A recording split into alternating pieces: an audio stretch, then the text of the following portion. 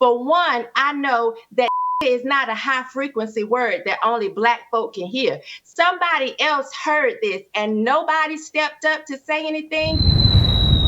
I called BS the moment that I saw this. I live in Durham, so I actually, when I saw that it was trending, Duke was trending, I clicked on it to see what was going on. I read what the godmother had to say, and then I started looking into the background of this godmother. As soon as I saw this, I'm not quite out the closet pantsuit on one of her campaigns, I felt like it was BS. This is Duke's 2022 version of Crystal Mangum.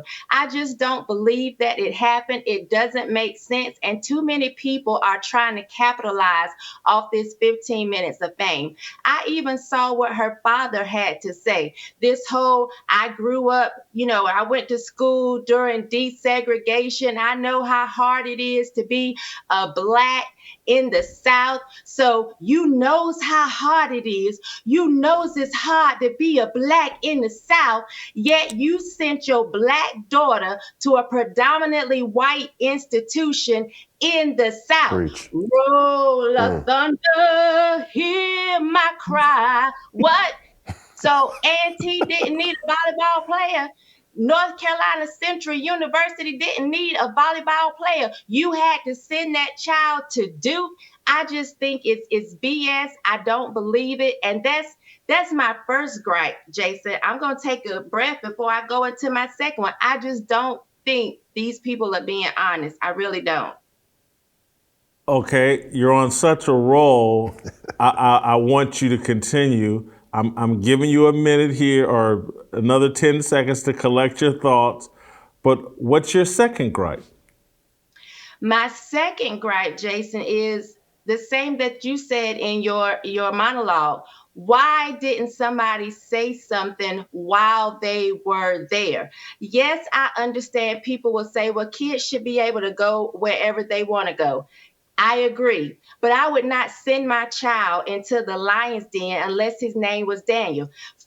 I know for a fact Duke is a liberal school. We're talking about the she, hers, he, hims, they, thems, the I wear Black Lives Matter on my shirt, the fist in the bio, the pride flag in the bio. We're talking about those type of kids. So you're telling me that you were at this volleyball game being heckled and none of these kids, none of these coaches decided that they were going to say something. For one, I know that is not a high frequency word that only Black folk can hear. Somebody else heard this and nobody stepped up to say anything. None of your teammates said, listen, and mind you, we're talking about white, liberal, female athletes. Most of them don't like balls anyway. So none of them put that volleyball down to say not another serve, set, or spike is coming across this net until we feel safe and secure. We're talking about students who claim that their ancestors marched with Dr. King, students whose great-great-great-grandparents surely had a safe place on the Underground Railroad. Y'all didn't step in to help this young girl during the game. I don't even want to talk about BYU because they keep pointing the finger at BYU. I'm talking about Duke, the staff and coaches that I shop with in Whole Foods, the kids that I stand in line with at Panera Bread on 9th Street. None of y'all stepped in. Nobody had anything to say during the game. Somebody's lying, Jason. Somebody is definitely lying. This is not a story. It shouldn't be, but it is. And I'm the one to say that they're lying. Cancel me. I don't care. I live in the city with these people. I know who they are. I know that this is a university full of people studying vaginal glass staining. They're liberal and they claim to be the friends of Black people. Y'all the friends of Black people but didn't step in? Something not sounding right to me. This story is so, but I think what the mainstream media and LeBron and Stephen A., what they're counting on is, well, this is a 19-year-old girl. No one's going to question. This is a 19-year-old black girl. Anybody that questions this story, we're going to call them racist. Yeah. And so, but again, I'm looking at every single journalistic media outlet is publishing her accusations as if they're facts and that there's no other side to this story. And there's some blogger in Massachusetts who's getting to the bottom of this better than anybody in North Carolina and all the scared people in Utah. This thing feels orchestrated, not organic. This happening in Utah.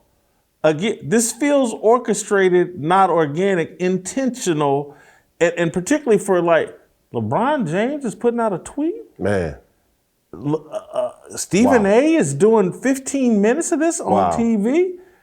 Oh, really? And a Pee Wee football coach who played Division I college football, Aqib Talib is involved in some capacity, and LeBron never tweeted about it. Stephen A ain't talked about it. Mike Hickman can get murdered at a football game. Nothing.